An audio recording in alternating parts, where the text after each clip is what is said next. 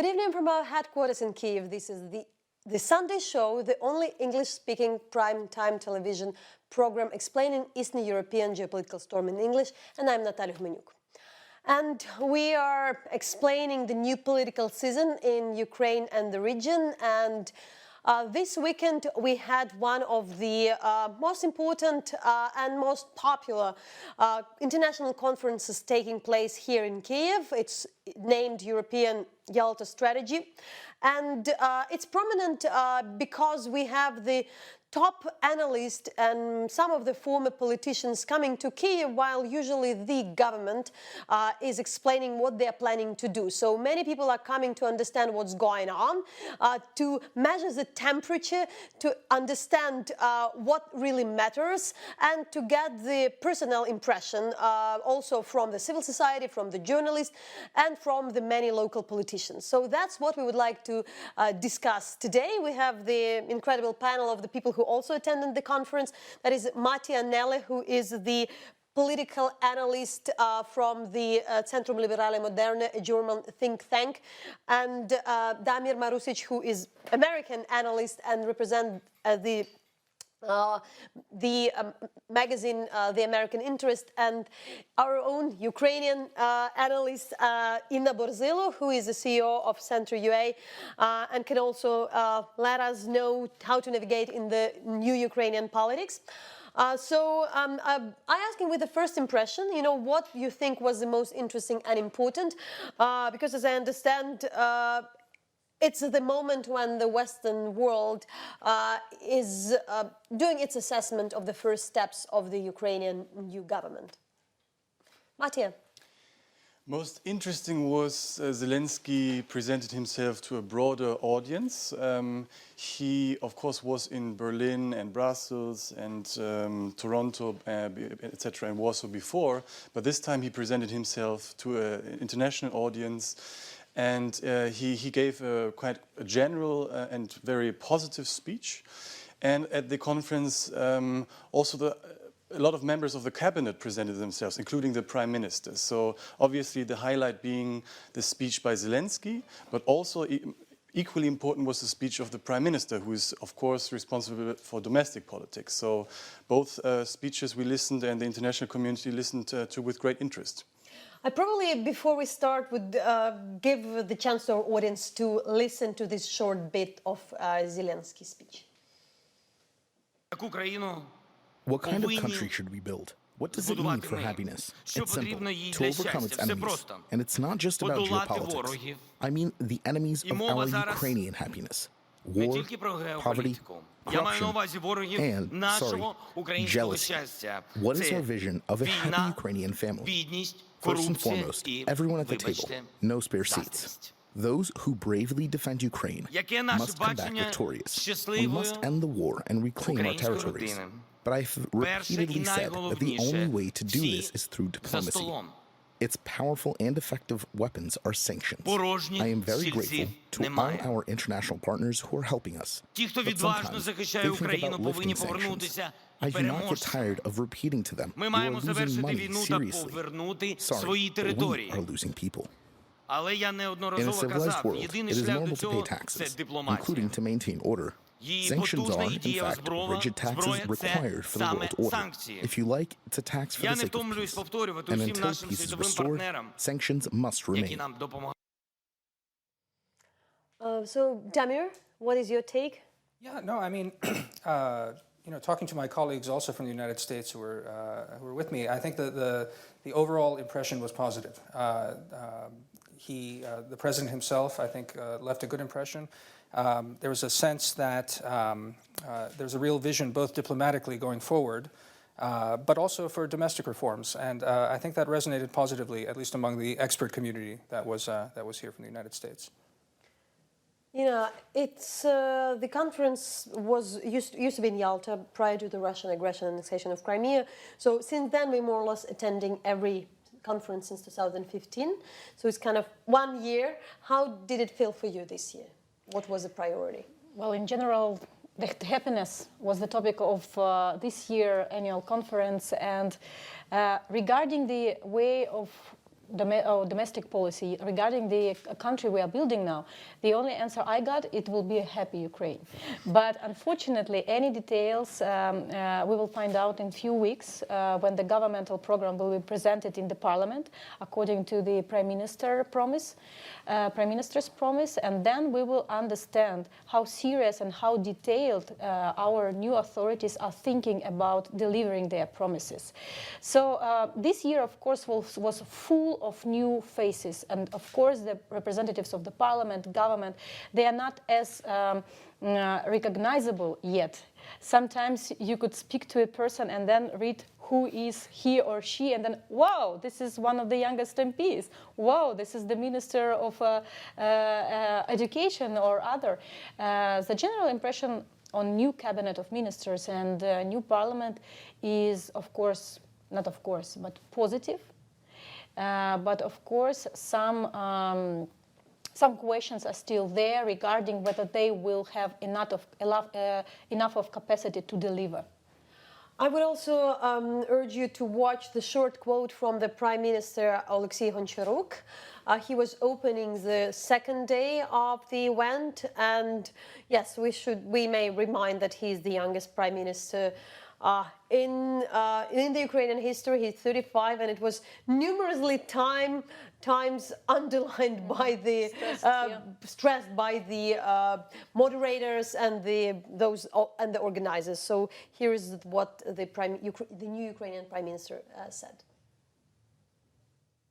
Personally, I tie economic growth to increasing the level of foreign investments, which definitely requires a completely different level of trust towards Ukraine, and, by the way, trust among Ukrainian people too. A signal for me that this trust is back will be when I see big Ukrainian business invest into Ukraine, not just foreign investors. I want big Ukrainian businesses to start returning its funds and invest in Ukraine. That would be a very important signal for many foreign investors. In a couple of weeks, we, as the new government, will present our program before the parliament for them to support it. We will work hard on it. It will have numbers, plans, and details. I think there will be many discussions regarding what we're going to do. So, not just about the impressions, but the essence. Some people I talked were, some were kind of positive. The others said, like, not too much essence, too superficial. I sometimes also felt that still there is a political campaign running out. Some people don't like the new government, some people like, some are super cautious. So, was it enough for you? And what are your, not just impression, but the analysis? Before answering, I want to make another point. We talked about new faces and the age. That's important for the perception of Ukraine, because we had new faces coming after Maidan. Some were old politicians, but this year and this election, we had not just new faces coming, but a new generation of politicians, most of which were never in politics before. So this adds to this new impression of Ukraine, which breaks with this kind of post-Soviet past, because Poroshenko and others were kind of this political class who made their riches in the 90s. Now, with regards to substance, the Prime Minister's speech was, of course, with regards to domestic politics, most important. And he gave his speech summarized as kind of economics, and economic growth. This was for me the main takeaway. And as Ina was saying, we lack the kind of details how that growth is to be achieved. He said he wants to attract foreign investors by strengthening rule of law, liberalizing the labor market, opening up the land market, etc. But the devil, of course, lies in the details. And what we see right now in Parliament is the breathtaking speed of laws that are being adopted. So we have to, as international observers and domestic observers, really now look into the substance of these laws and see how the change will come about. Not just register that laws were adopted, but it's most important to see how the growth will be achieved. I mean, that exactly what you say. Two things I'd just add to that.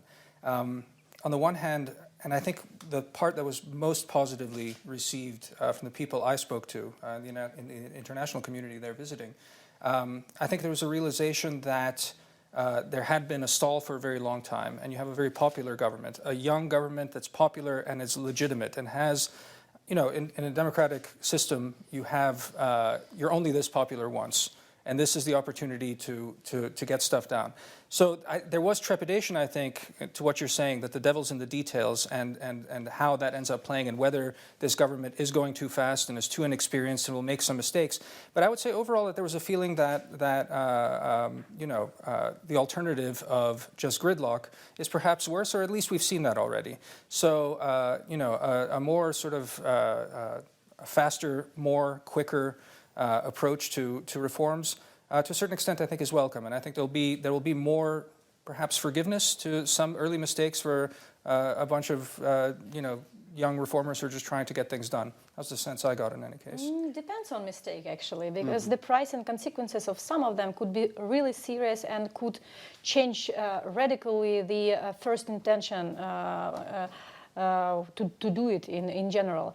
And I had a feeling of quite a warm bath for Ukrainian government representatives, for Ukrainian president and MPs during this conference. It was like a big home presentation, like, look, this is a new face, please be kind to them, and actually the audience was kind.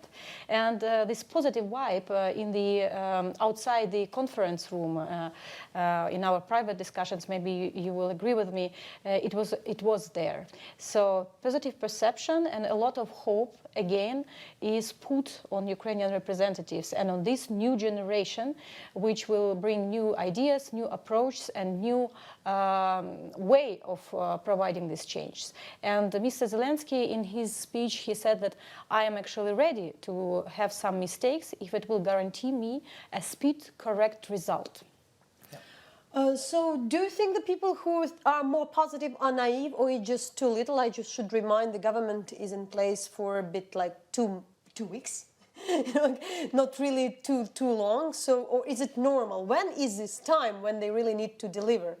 Because they're trying to speed up and adopt dozens of laws within the first 2 weeks. So Zelensky is in office for about 100 days or a little longer, and the government, of course, less.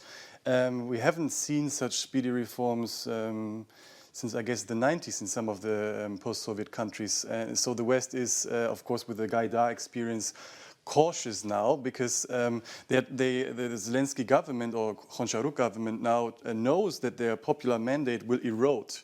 And now comes the time when they have to disappoint their electorate, because they were voted by such a large group of the population that by adopting law and bringing the country forward, they will of course have to disappoint large parts of them, and because the reforms will first hurt before the economic growth will kick in.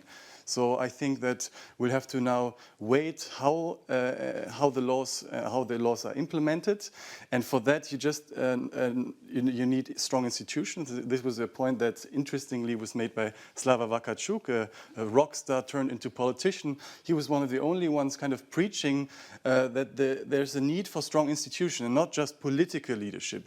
You need administration, institutions, and people who actually implement the dozens and dozens of reforms that are currently adopted. And a little bit to clarify what you said, this is not the speed of reform, this is just a speed of legislative process, because reform is about implementing this idea, and this is traditionally the hardest part in Ukrainian reforming process, to implement it and to make sure that Ukrainians all over the country feel the benefits of certain changes.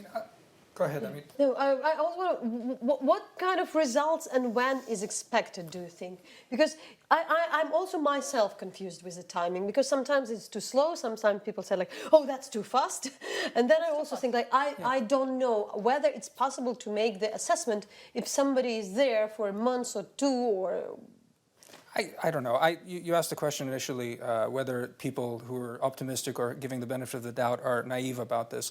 I wouldn't say it's naivete. I mean, I think it's a breath of fresh air, and let's see what can be done. I think it's an opportunity, and there's goodwill. It doesn't go much more than that. And I think, as you were saying earlier, I mean, it'll be judged on what succeeds and what isn't, and if the mistakes are terrible. And how to understand the speed, which day we will move, we will need to have. We will have to wait for their program. Then we will have some KPIs, some calendar of change, and then we will just understand how they are moving. And we, as civil society representatives, we will be able to control how they deliver promises. And in what way you in particular asked? Because usually it says when in particular the Ukrainian analysts are approached and asked, like, can you explain this detail? So for instance, this week there was a dismissal of the Central Election Commission. There is a discussion in the parliament that the servant of the people would like to impose what we call imperative mandate, meaning that if MP votes differently than the party line, it could be excluded from the party and from the parliament.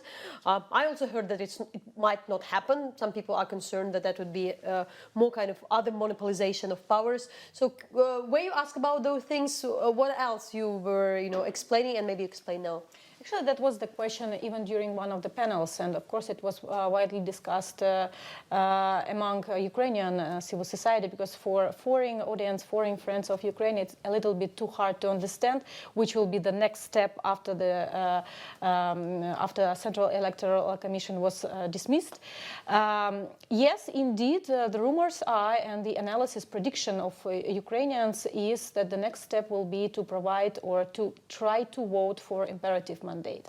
And this is a very dangerous for democracy, because it's more or less the last checks and balances mechanism which in the circumstances of mono-majority government and president from the same political party could be present, even to protect the opposition or inside the servant of people political party and inside other political parties.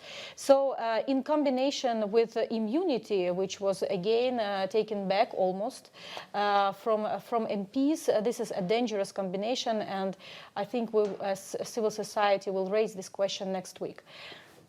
Maybe briefly adding to that, as a foreign observer, I'm worried about exactly what Ina is talking about, the kind of erosion of the checks and balances, because the parliament, as bad as it has been in the past, it was historically a checks and balances to the president. Now, of course, they enjoy a supermajority, but we now have to look very carefully into how they're using this majority in parliament, and how parliamentarians who, for good reasons, vote against certain policies, if they have concerns against the speed of the laws, against content of the law. So how are they treated? Is there kind of an emancipation of different groups within Sluha Narodu? And if they're just oppressed, if their voices of dissent are just oppressed, then I'm worried that the system will be, as checks of balances, would be abolished. And for you also, what do we exactly mean by the checks and balances? Because in some countries, you somehow have the cabinet and the parliament from the same party, and it's normal. In Ukraine, you really, for the first time, really have the popular support for that, and people are like, how come? We are afraid they have both parliament and the government. So what is normal, what is not? Where would be your line to see that?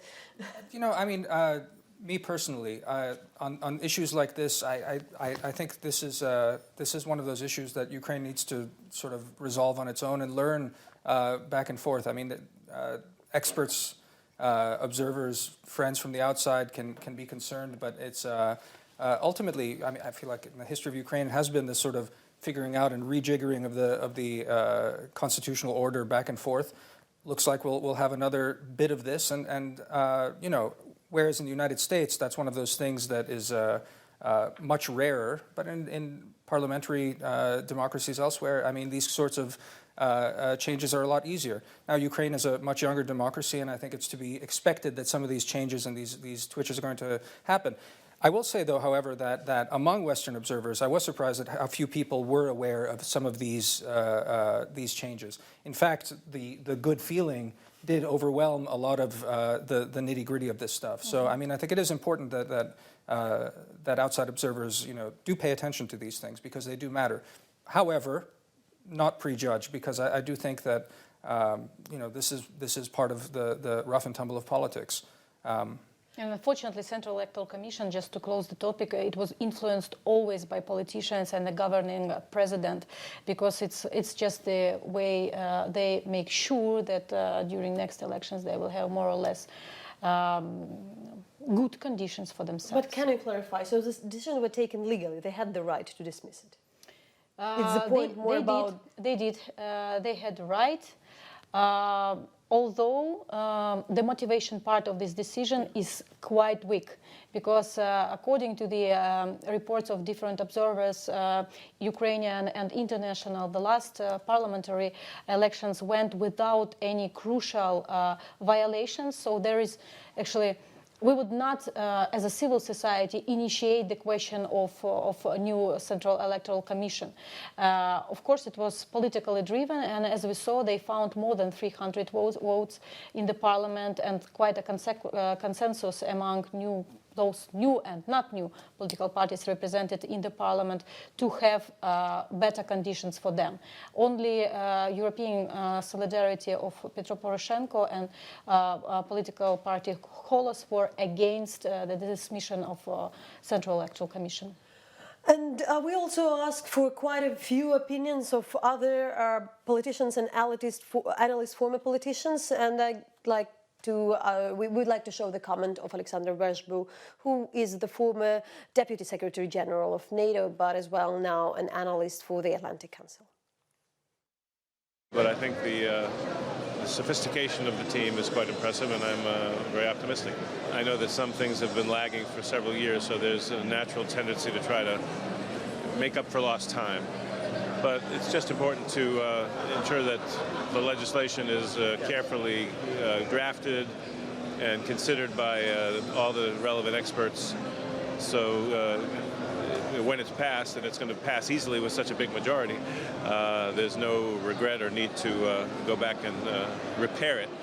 But I think a strong leader, including a very impressive young prime minister, can ensure that there's a kind of necessary quality control going forward. My understanding is that this is not a rubber stamp parliament. I mean, yes, the majority is sizable, even potentially constitutional majority if Golos is brought into the picture. So that it means that there has to be a certain sense of responsibility. And I think some of the members of the Rada will, refuse to go along if they think something is being done without the proper procedure or evaluation. I hope that's the case, because I think the trust of the people is a precious commodity, and that should not be put at risk. But clearly he understands the issues. I was impressed by what he said yesterday when he said that on this complex issue of peacekeeping force, the place that it needs to go is on the international border between Ukraine and Russia, and not end up ratifying long-term occupation as we've seen in Transnistria or South Ossetia. So I care about those issues because I see Russian aggression as the biggest challenge, not just to Ukraine, but to the world. So I think he knows what he's doing on that. What Ukraine needs is a kind of a way to reduce the influence of all the oligarchs, not just Mr. Kolomitsky. I think there was a question to the president yesterday about antitrust or anti-monopoly policy as at least one way to cut them down to size, and I hope the new government finds a way to do this. I mean, the oligarchs have contributed to the wealth of the country, but that wealth is too heavily concentrated, and I think there need to be reforms that decisively take Ukraine in a different direction. I think that's what this government was elected to do, and it's not going to be easy, but it's a very important priority. So the last quote of Alexander Verzhbu was on our question about Ihor Kolomitsky, the Ukrainian oligarch who is back, who is connected to Volodymyr Zelensky, the president, as he owned the channel. Volodymyr Zelensky used to sell and still is selling the program of his company. So Ihor Kolomitsky was at the YES conference, remarkably because he had a huge feud with another oligarch, Viktor Pinchuk, who is the organizer. And so Viktor Pinchuk had never invited Kolomitsky to this conference, at least recently. So now he was there for 5 hours speaking to the journalists. So journalists got tired. I know that the journalists told to him that, like, why are you coming? There is an IMF mission here. And so, like, I'm not telling anything bad. So how did you read this appearance of Ihor Kolomitsky there? In brief, it was troublesome. It troubled me to see this man walking around the conference with such a confidence, because during the election campaign, everyone in Germany and Europe asked who is behind Zelensky, and there were fears that Kolomitsky has undue influence over him. And of course, it's not so easy, not so clear-cut. And now his appearance and his kind of confidence raises questions like what will happen with Privatbank? Like, is kind of Kolomitsky's influence in the business sphere rising? Because if they really tackle some of the oligarchs that hold leading market positions, who will refill them? Is it Kolomitsky, or is it antitrust policy really that big monopolies are breaking down? So I'm very troubled by his appearance, I have to say.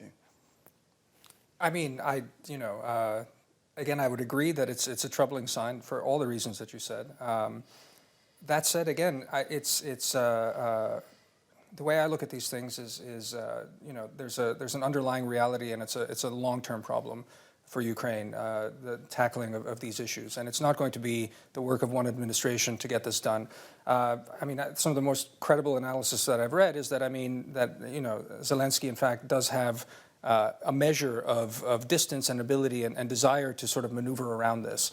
That Kolomitsky, some of the narratives saying that Kolomitsky had no or very little influence, obviously that's not true, and it's been clear to anyone watching. That he appeared, I think was a sign of him showing that he, in fact, has some sort of sway.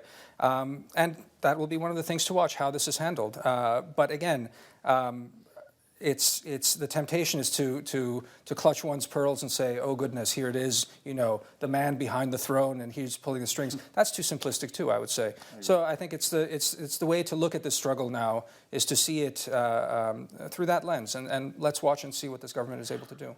Before I have a question to you, but before I will express my also not just an opinion but observation that, of course, Mr. Pinchuk himself is an oligarch. Yeah. Of course, Mr. Kolomitsky is more toxic due to the issue of the private bank which had been nationalized, and now there is a court. Private bank. Yes, and the other thing that another couple of oligarchs like Firtash, now one is waited to be extradited to the US, and Mr. Rinat Akhmetov is just never showing up.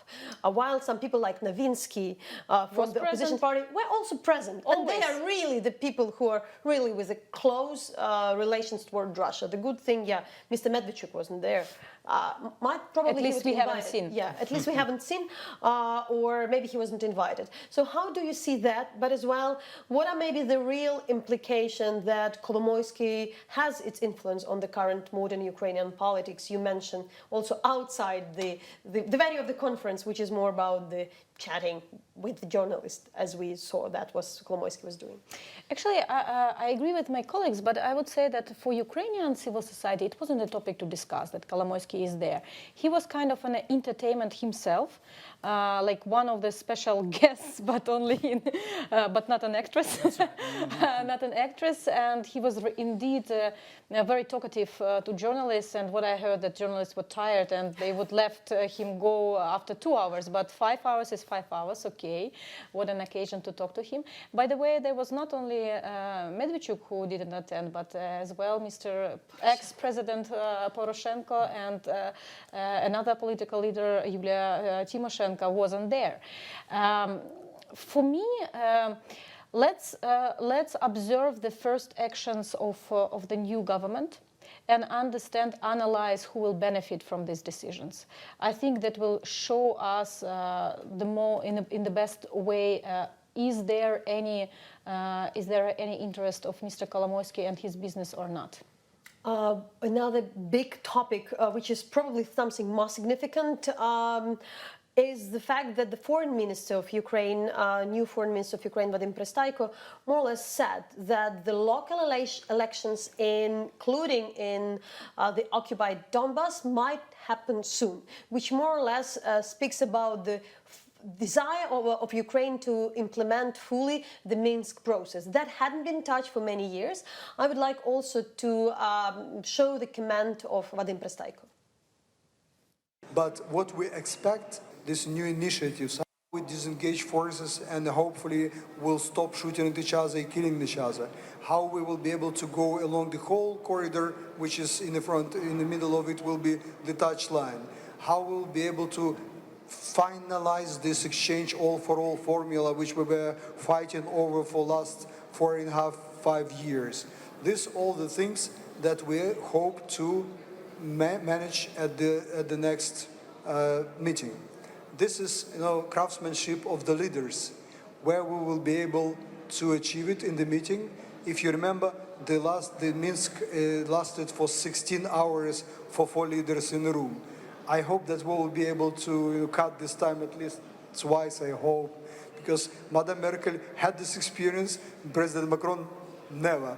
Change of prisoners, the return of our guys, we are happy to go ahead with this one channel. We do believe that progress is possible, and that's the only thing why we are going along this very painful path of Minsk Agreement and Normandy 4. Why would we be doing it? It's not a big fun, I have to tell you. Last negotiations were 9 hours in a room. So what Mr. Pristaiko said, that they were hoping for a very soon meeting at Normandy Forum, meeting with Chancellor Merkel, President Macron and President Putin, already on the 16th of September, which more or less tomorrow. It didn't happen. It had been postponed for a couple of days, and now the Russian counterpart said it might be in the mid of October. Yet it's a really quite a significant change, both in the rhetoric, but in generally that it's not just about the meeting, which should come very soon. Of course, Zelensky-Putin meeting, that's the most important, but also like the full implementation of the Minsk. So what would you also think about that, how it had been seen? So during the conference, there was some confusion, and because Mr. Pristaiko is an inexperienced diplomat, but there was confusion with regards to the elections. Of course, local elections, can only be held if Russian forces and the separatists are disarmed or pull out. And he didn't clearly state this in his briefing, as far as I heard. So there was some confusion about the Steinmeier formula, but I want to say that it's good that we are talking about talking, that there soon will be a Normandy summit, whenever it is. But I'm worried that Germany, and especially France, is too keen and will push Ukraine too much to do compromises that it might regret. So And my final question is, what has actually changed in Russia's calculation, its behavior? Are they really willing to compromise? Because Ukraine is suddenly pushing much more eagerly its way, its leverage. So they are really for the Steinmeier formula, outspokenly. They're really in favor of this engagement. So these things are putting the Russians off guard in a way. So we now have to see how their calculation has changed. And it's difficult for me to see that they are willing to really pull out at any point soon. Before that, I probably would also explain and clarify. I guess there was not really that much confusion with Mr. Pristaiko. The confusion was because he mentioned something shortly prior to the briefing, which was quoted by the media who didn't understand what it was meant. And during the briefing, which was a Saturday evening already, in the very end of the conference, he kind of clarified 3 or 4 times, answering the very same question, that yes, Russia wants to put the Steinmeier formula on paper. And everybody asked, like, what is that? Nobody understands. And what he explained like 2 or 3 times, that it means that if we run the elections, from the day of the elections, the occupied, the status of the special status is enforced temporary, and if OSCE approves the elections as independent, then it's permanent. Which doesn't look like something which would happen quite soon, but they mentioned really something in next spring, which usually also we think, if you speak about something which may happen in next spring, it might happen later. So how do you see, and also did you mention kind of all this movement and how the whole Russia-Ukrainian conflict resolution is looking at this stage? I mean, so honestly, I'd read all the reports and all the confusion ahead of the press briefing. And then, you know, I hadn't met the foreign minister, I hadn't actually seen him perform. I was very favorably impressed by his briefing. I think, again, a lot of the energy of this administration seemed to be on display there, about really wanting to try and move the needle. That said, speaking to people around the conference, also, you know, people in government, there is a worry that the president himself is perhaps, you know, overconfident to a certain extent and doesn't fully understand, as you were saying, you know, what the Russians are up to and how much they're willing to go. So there's definitely a danger that they may overplay their hands. But overall, I think it feels like, you know, the positive energy to try and sort of push and see if something happens struck me as favorable, perhaps. I would just add that what we were promised from Ukrainian government side is that political will is there, but now it's the question that Minsk agreement was well known in Ukraine for several years, but now it's again the need to discuss with society how to integrate and how to implement it, because if there is political will, it doesn't mean that Ukrainians accept it and that would understand all the actions of the government and our obligations which were signed even by the ex-president Petro Poroshenko. Needless to say that for the couple of previous years, many politicians used their platforms in order to explain how bad it is. So the issue is as well that it's not, I would probably underline, the issue is not just that about what the Ukrainian society thinks, but the society at large was dependent on what the politicians were saying about that. So they more or less reflected the view. So let's see if the team would be able to explain and to change the perception quickly. Yep. However, I should say that we shouldn't be, I probably would also get into this to clarify, not to underline, because if you look at the polls, sometimes what is here discussed in Kiev and what is in the general polls is quite a different, because we understand that, for instance, the support for the peace, which also ended up in the support of the Volodymyr Zelensky, is sometimes different from the, the political talk here. But I want to also show another quote of Sylvie Kaufmann, who is the editorial director of the French paper Le Monde, and who is the person who tried to communicate with Élysée Palace in France. And in particular, we asked her on to what extent and what Paris is doing and Mr. Macron is doing in order to prepare this Normandy summit. What we know from President Macron is that he wants to give new impetus to the Minsk process, and in order to, reach, to unblock this deadlock that we've been in for the past years. So he's taking advantage of this new situation in Ukraine, of, this more open attitude from this new President Zelensky, whom he met several times already, to try to see if on the Russian side there is also some kind of positive attitude. This we are not sure of so far. So they also said that in the meantime, as long as no progress is made, the sanctions has to be kept in place. So I think that's where we are. And obviously they have said that they want to plan, if they can see progress happening, they want to plan a summit meeting in Normandy format. Originally, they were targeting end of September. Now we hear from Moscow it will be early October. But again, that's the condition for that summit would be that progress can be made. Is the recent exchange of prisoners that kind of progress that is expected, or something else? Yeah, that is obviously a first step, but it's not enough. It has to be followed by other steps or other commitments. Mattia, and what do we expect from Germany? Well, Germany continues to support Ukraine, and Germany pushes Ukraine and Russia to implement the Minsk agreements. But for me, So I just wanted to clarify. So these new signs, is there any reaction in Berlin towards them? After the prisoners' exchange, with this will to have this Normandy meeting, that was somehow something which Berlin was, let's say, pushing and expecting as well.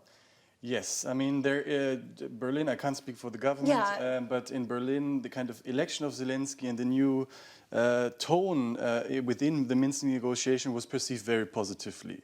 I'm not sure about the role of German government in the prisoner exchange, but again, it was perceived positively. I have questions about the price, because the sailors were included. But in general, Germany and France are trying to push Ukraine to the negotiation table. And I have questions about the degree of push, because it's now up to Russia. We have to see what they are up to and how far they're willing to compromise.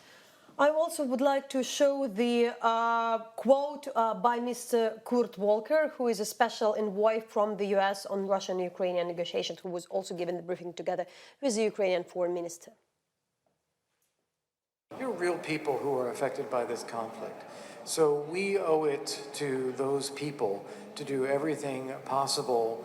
Even if we don't see much change in Russia's position, we have to keep bringing it up, keep highlighting that there's a war going on, keep calling on Russia to pull its forces out, keep trying to get a peace agreement actually implemented.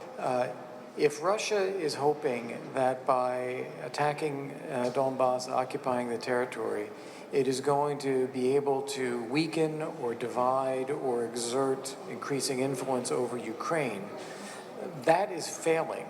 Ukraine is stronger, more united, more resilient, more democratic, increasing in its prosperity with economic growth, closer to the EU, closer to NATO than ever before, and more Russia skeptic, I would add, too. If you have young people going and fighting on the front lines and being shot at by Russians, they're not going to feel warm and fuzzy toward Russia. So Russia has every reason to look for a way to extract itself from this conflict. And then third, when you talk about other incentives and things, we have sanctions in place. If they implemented their agreements under Minsk, there would be pressure then to lift those sanctions. Not until they do that. The problem is Russia's position expressed in the meetings. If there is a change to that format, if France and Germany want to, or Ukraine wants to, the United States is prepared to join. That was the last question to Mr. Volker. So what would be the US role? Do you see what at this stage the United States with Mr. Trump can do, in particular when the political campaign, election campaign, has more or less started in the US? I think that's the right question to ask. I mean, with the political campaign, and to be fair, or at least to be realistic, if not fair, the reality of U.S. politics right now is Iran. It's foreign policy, that is. It's Iran, it's North Korea, it's Venezuela.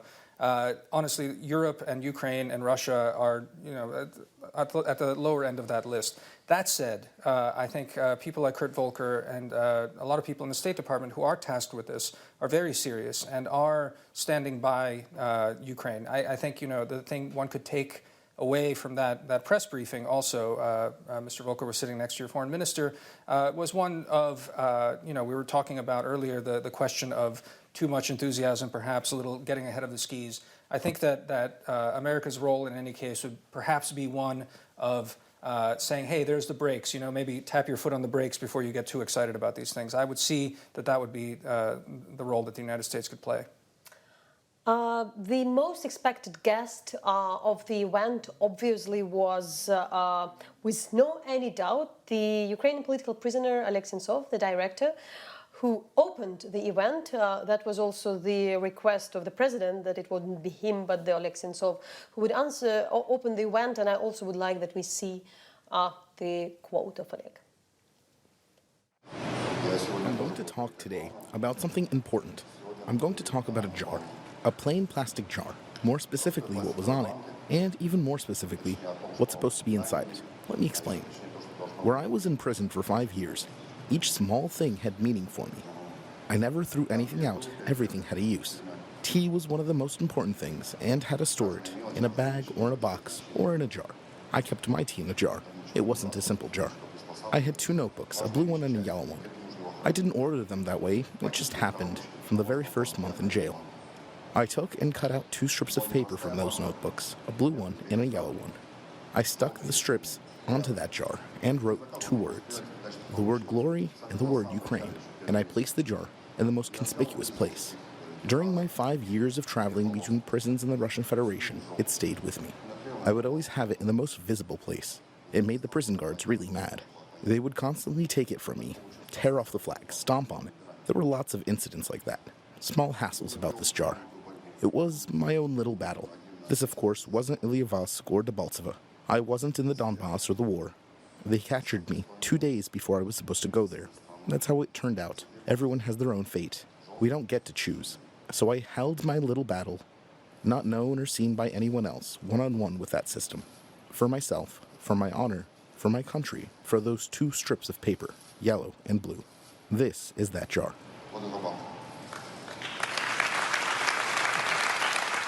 So we're not showing the full quote, but the request of Oleg Sentsov was that the president and many Ukrainians used to wear bracelets with the names of other political prisoners, and he asked that he put his into this jar, the card of his name, and that the names and the bracelets with the names of the other Ukrainian political prisoners who are now still in Russia, including in the occupied Crimea, should be filled soon, and the President Zelensky had taken that.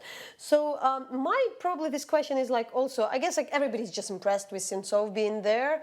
The leaders political said that our concern is that he was one of the most famous, together with the sailors behind the bars in Russia. But so many people, including the Crimean Tatars, are still there. So what I'm particularly concerned, and some human rights defenders, that because the most famous are out, that the West would consider that things are good. That's, I guess, not the case. I mean, there are over 100 Ukrainian prisoners still in Russia. And, of course, Ukraine has given up 35 prisoners, Russian prisoners. So the question is, how can we get back the over 100 Ukrainians? Now, it should be on top of the agenda. And one last point, Oleg Sentsov was not just impressive.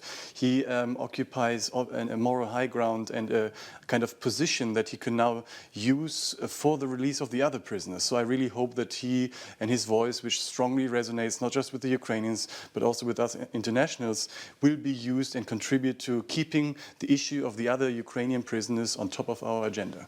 I actually agree that I think that Oleg Sentsov will be now the spokesperson on this topic, and we are really lacking this very fresh and sober voice of conscience of political prisoners. So we now have our own political prisoners, modern one, not just those dissidents who was jailed in the Soviet Union dozens years ago. Unfortunately, we have now our modern ones, and I hope that he will play an active role in human rights defending and in prisoners' destiny.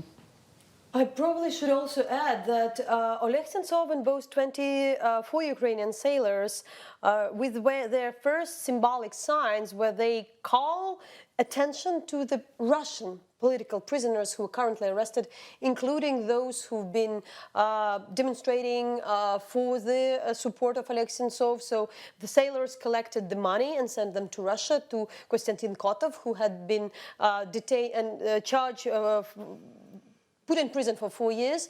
It's a political activist in Russia. So we see this kind of a strong sense of solidarity. Probably I would like to add something else to get its final.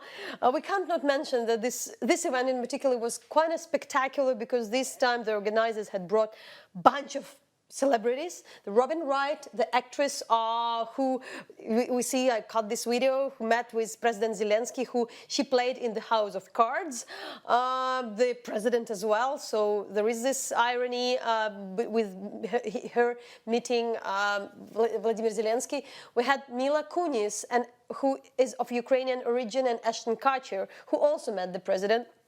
We had the director of the HBO series, Craig Mazin, being here. So this is Ashton Kutcher saying how he might invest into Ukraine because he's a technology investor. What do you make out of that? And maybe not just about them coming, but really overall how you see the Ukrainian scene after all these things behind today's event. I mean, I'll be honest. The entire conference had a certain surreal element to it, and honestly, it's. If you want to be philosophical about it, I mean, it's a new generation, it's a new type of politics that's happening, and we have a new type of conference that's happening as well, which is almost postmodern with celebrities flying in. It's all manicured for this kind of telegenic effect. I mean, you know, it's not necessarily a criticism of your president, but he is the form of this new kind of leader that we're seeing, for good or for ill, for all across the West emerging. This kind of postmodern media leader who knows how to handle this. I think this conference fit into this exactly. And quite frankly, the substance of the conference, to me anyway, as often with these conferences, it's much more interesting for the people you meet on the sidelines. The rest was kind of a postmodern sideshow, entertaining, but, you know, a little strange. Yeah, I would agree that I'm a little bit skeptical about the special guests who are both evenings were actresses invited, and this is actually the major representative of women during the whole conferences. Let's do not start gender discussion because it was there. I mean, it is an issue during organizing such a high-level Yalta European Strategy conference. And I agree that this is like a postmodern feeling in general, especially when after the lecture on behalf of President Shimon Peres, who was presented as a hologram to us, and you caught yourself once and the idea that you are applauding and you are deeply touched by a hologram, but artificial intelligence who created this speech of unfortunately a person who is unfortunately gone several years ago. And yes, it was quite an entertaining.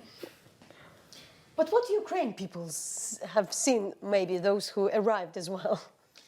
Well, difficult to say what the Ukraine is made out of it, but for me, the highlight in a way of absurdity was the performance of Kvartal 95, the president's former... In English? In English, the first time in English. So they were even making fun of current politicians in Ukraine, as we know from the Ukrainian version, but they were also playing the president. And it was a postmodern act of humor because it involved the president who imitated another president. So that was extremely bizarre. And this represents for me, or to me, this kind of new postmodern politics in a way. And yes, Ukraine is again in the forefront of that. Thanks a lot for the great discussion. That was Damir Marusic, the executive director of the American Interest, Mattia Nelles, the political analyst from Zentrum Liberale Moderne, a German think tank, and the executive director of the Center Ukrainian NGO, Inna Borzylo. Thank you. So I just say that please sign up for a weekly newsletter to follow what is the most important this week in Ukraine and in the region. Also, go to our webpage en.hromadske.ua where you can read and have the analysis and the reports, and stay with us on social media, Facebook and Twitter. With this, I say goodbye.